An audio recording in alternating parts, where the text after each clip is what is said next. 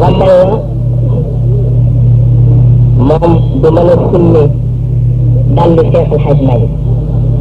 ndax dafay moom moo tax tànk bi benn la dàll bi di benn waaw te it daan na wax ni Cheikh El Hadj Malick su ma jurul woon it mën nga jël ay doom kenn du def ci sama kanam daan na wax itam ni Cheikh El Hadj Malick kat dafa fekk sama kër waaye joxuma ko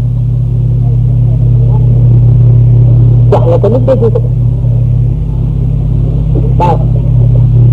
dégg naa ci jàngin mu ne sa maam ci la nga xamee sa baay ne sa baay kenn mënu ko xam waaye dama gis bu daan waxtaane mbiram dama dégg ko ëpp doole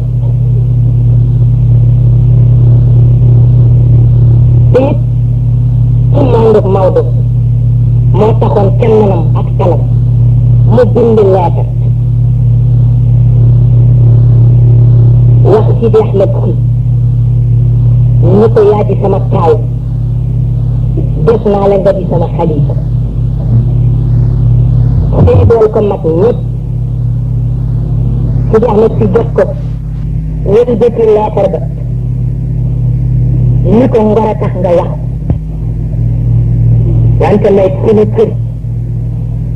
may naa ko Seydi Aboubacar waaw loolu ñu waxante am na fu ñu ko teg ñoom waaw ndax Sidi Ahmed Si am na lu ko yàlla daan xam loo ba muy dem ca guerre ba bu mu joxante góor gi loxo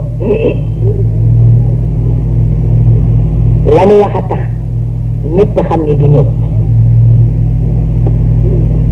la zamanu bihi yaxwi iftiraqan bila shakkin min allah waaw kullu ijtimaai wa in taala zamanu bihi yaxwi iftiraqan bila shakkin min allah